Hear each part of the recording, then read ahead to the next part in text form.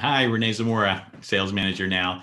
And this is part 2 in our onboarding orientation plan. So in this sales leadership quick tip video, let's cover how to go ahead and create an orientation plan. And I like to keep things simple. And since we work with small business, family-run businesses, we aren't some large corporation. We don't need to make it complicated. And so this is my approach from day one on how I build orientation plans. First thing I do is I get a group of people together that understands what does this new hire need to learn and understand to be able to do their role. So there could be 2 people, there could be 5 people from different departments in that room. And we basically have a brainstorming session. It's like, all right, everybody, there's no bad idea. Let's throw it all on the table and list everything this person needs to know and understand. And then from there, we go ahead and categorize it. So step 1 is we get the group together. Step 2 is we brainstorm. Step 3 is we're going to categorize all those ideas. And so, because there are usually some duplicates, and so we kind of flesh those out. Number 4 step is we're going to dump anything that's redundant or not important. You know, they could just be, it was a good idea on the brainstorming, but it's really not that important now, or it could be taught, months down the road.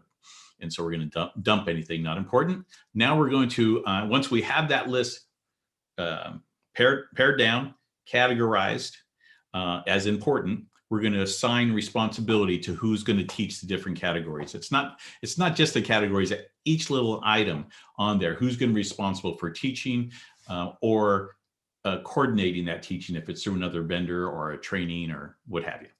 Okay, so assigning each item, and then we set up a schedule. I'm a little bit of a piece together guy, so I usually do 1 week at a time, especially at small business.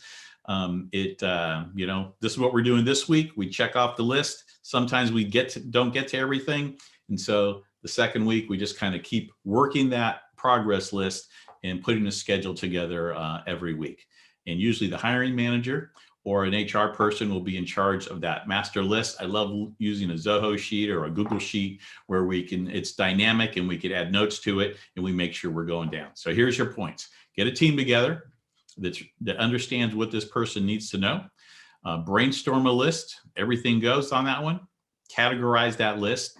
Dump off anything that's not needed on that particular list. Number 5 is assign responsibility for who's going to teach them. Number 6, set the schedule for what's going to be taught each day as they get started, as in their orientation period.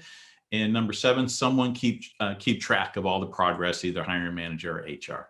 So that's your sales leadership quick tip video on orientation, part 1. This is part 2. Hey, if you haven't subscribed, go ahead and subscribe now, and we'll get you more videos by you also hitting the notification bell. If you haven't been to our website, it's at salesmanagernow.com, and you can learn about plenty more ideas and tips and resources, but also learn how we manage small business sales teams. We've been doing it virtually since 2006. It's what we do.